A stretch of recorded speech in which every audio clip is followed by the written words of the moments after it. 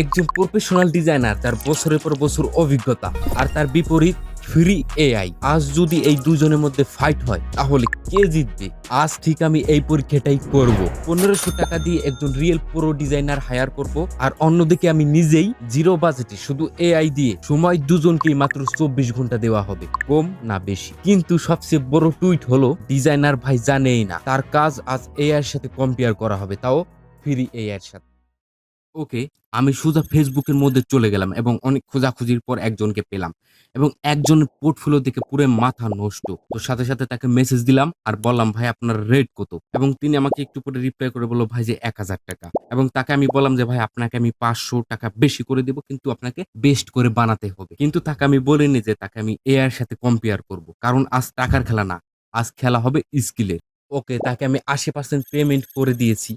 শুধু ডিটেলস হিসেবে তাকে আমি ভিডিও টাইটেল দিয়েছি এবং তাকে বলেছি যে সুন্দর করে বেস্ট করে বানাও, তোমার ইচ্ছে মতো তুমি বানাও। কিন্তু তাকে লিমিট দিয়েছি 24 ঘন্টা, এর বেশি করতে পারবে না। কিন্তু যদি আগে দিতে পারে তাহলে তার ব্যক্তিগত বিষয়। এখন আমারটা রুল একটাই, শুধু এআই টুলস, কোনো ফটোশপ নেই, কোনো পেইড সফটওয়্যার নেই, পুরো এআই। ওকে, এখন আমরা ডিজাইনিং এর মধ্যে চলে যাই। 24 ঘন্টা পর রেজাল্ট আসবে, কে জেতে। প্রথম স্টেপ কোল্ড, এখান থেকে নিলাম পুরো creative decision, concept, colour, psychology, layout, idea, মানে থাম্বনেল, পুরো মাথাটা এখান থেকে নেওয়া।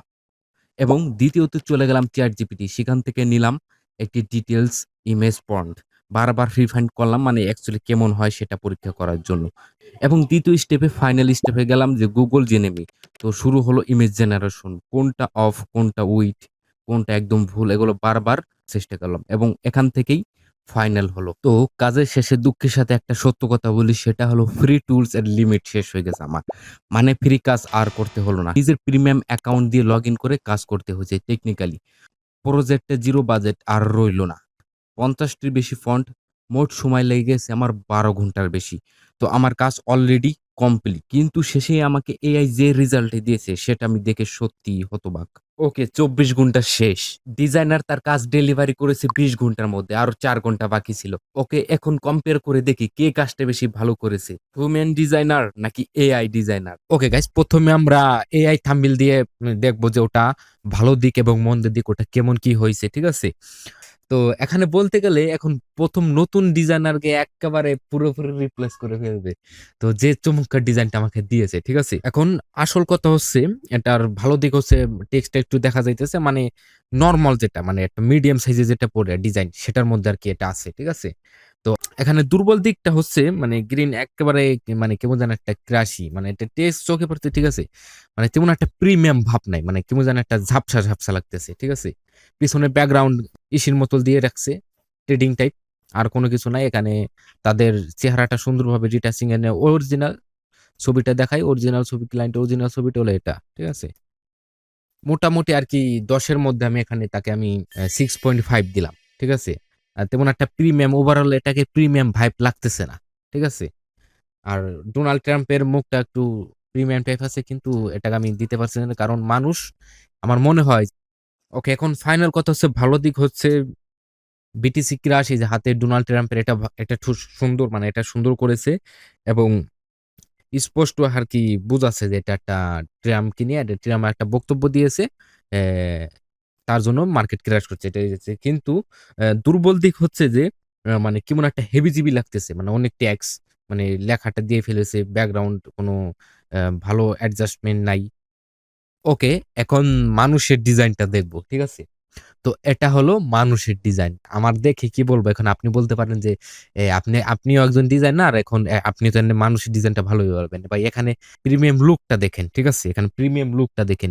রেড, মানে গোল্ড এবং রেড এর সাথে একসাথে প্রিমিয়াম আর টাইপ দিচ্ছে, ভাইব দিতেছে। এবং টেস হায়ারিং পরিষ্কার, এখানে পরিষ্কার বোঝা যাচ্ছে ট্রাম জাস্ট সাইড দিস, মানে বিটকয়েন ভাঙার যে একটা ক্রিয়েটিভ ভিজুয়াল দর্শকে বলছে, মানে গল্পটা মানে অদ্ভুত ভাবে বোঝাচ্ছে, ঠিক আছে। যে এখানে ভেঙে ফেলতেছে, যে কি একটা কথা বলছে সেটার এই কারণে এটা। এখানে দুর্বল দিকটা হচ্ছে যে ট্রাম্পের যে হাত, মানে এটা অতিরিক্ত লম্বা দেখা যাচ্ছে, মানে এআই এআই লাগতেছে।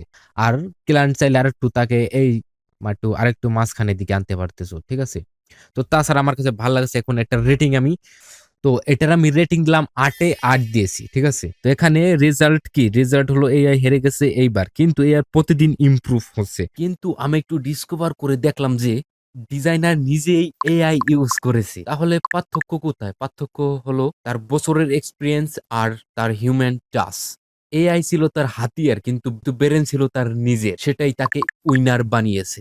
ওকে? তাকে আমি বাকি 20% পেমেন্ট করে দিলাম এবং তাকে আরো ৳200 বোনাস টিপস হিসেবে দিয়েছি। কারণ সত্যিই তিনি এটা ডিজার্ভ করে। হিউম্যান ডিজাইনেরটা ভালো লেগেছে নাকি এআই ডিজাইনটা ভালো লেগেছে? অবশ্যই কমেন্টে জানাবা। এবং নেক্সট ভিডিও কি নিয়ে বানাবো সেটাও চাইলে জানাতে পারো। এবং আরেকটি কথা হলো এআই কি তোমাকে সরিয়ে দিবে? তোমাকে রিপ্লেস করবে? আসল কথা হলো এআই তোমাকে সরাবে না। কিন্তু সে এআই জানে সে তোমাকে সরিয়ে দেবে। তুমি ডিজাইনার হও বা কনটেন্ট ক্রিয়েটর হও, যাই হও, নিজের স্কিলটাকে ধরে রাখো। এআই হলো কারণ যে এআই বানাচ্ছে সে একজন কিন্তু মানুষ। তো সেই মানুষটাই কিন্তু এআই কন্ট্রোল করতেছে। ওকে বস, এরকম এক্সপেরিমেন্ট ভিডিও চাইলে অবশ্যই চ্যানেলটি সাবস্ক্রাইব করবা আর নেক্সট ভিডিও কি চাইছো সেটা অবশ্যই কমেন্টে জানাবা।